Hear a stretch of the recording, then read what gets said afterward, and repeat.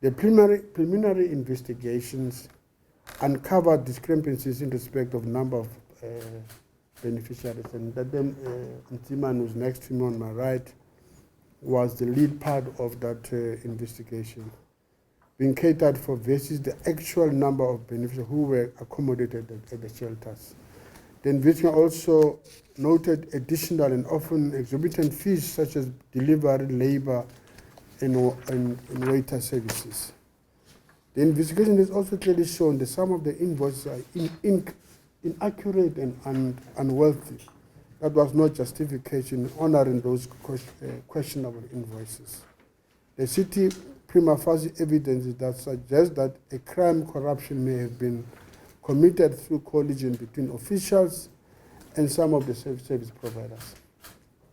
The invoices are still being subject to intensive and detailed analysis.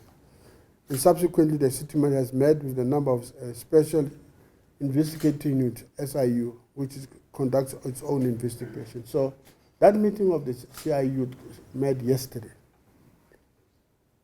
And how they have characterized the situation is that if there is no proper process and the city has no authority to pay, but if we decide to pay, they will have to come back to us.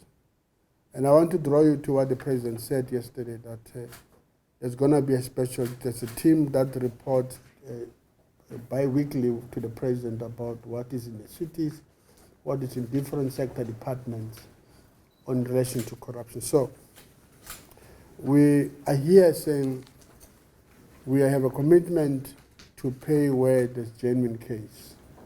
There is no way we could subject our people to pain when they've provided the service. To 3 meetings with a group of service providers, who in this instance we are making reference to, and have had several sessions on one-on-one with them where they had given them my access to my cell phone for them to communicate with me. And I think part of these meetings was prompted by one of them calling and crying on the phone, and I think it's when I had also realized the intensity of this matter. And we then requested them to come on to the office, and we started meeting with them. And as Ntatena has indicated, already there was a process that was started already by the then acting city manager, Ntatema Vela Dlamini. And having looked at the initial draft report that we received from Ntate Nzimani, we realized that there is still a lot of work that has to go in terms of the forensic work and the further investigation that needs to be done. And based on that, I therefore requested that just to deal really with issues of sympathizing with the service providers who raised a number of issues. Some of them they're losing houses, some of them are losing their homes, cars, having to unpay inundated exorbitant percentages of the loans that they had incurred during this process.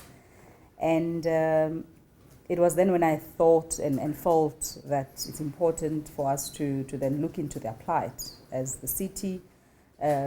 We need to not just only to look at just the process that we have to follow, but also just to say, how do we then become that city that listens to their own citizens that have really come on board to try and assist the city and the country in general during the pandemic?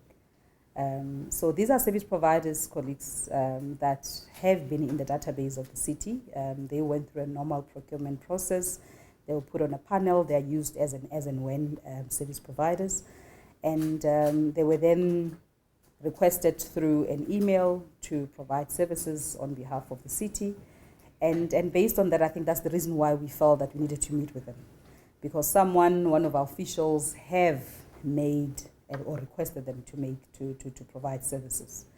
However, they did not go through proper supply chain management processes. Supply chain management process means, therefore, I need to have a purchase order as a form of a contract between myself and the city to show that I am expected to do work and I'm expected to deliver at a certain amount of money. So that first basic principle has not been followed by the service providers. But as I'm saying, based on the plight, we've been trying to bend backwards and forth to try and see how we can assist them. Having met with, and I think we've gone through a process where plus minus about 8 of those service providers, we had already decided through our own procurement process that we will look at being able to pay them. We're currently finalizing investigations. We're collaborating with the Special Investigation Unit and the Hawks as far as these matters of COVID-19 related expenditure are actually concerned. I'm sure that the lead administrator indicated, as then the acting city manager, once we conclude a milestone of the investigations, further feedback will then be provided to all of you in terms of where the city is and how the city moves forward. City manager did clarify that the process of investigation was requested to validate, focus on validation of invoices with a view to speed up payment of the service providers based on their claims. That process has not yet been finalized. We're finalized on that. There are 2-3 parallel processes that are dealing with. One is validation of invoices and the actual investigation itself, inclusive with other claims that are coming up from the city on NGOs that may have actually also provided services or provided groceries.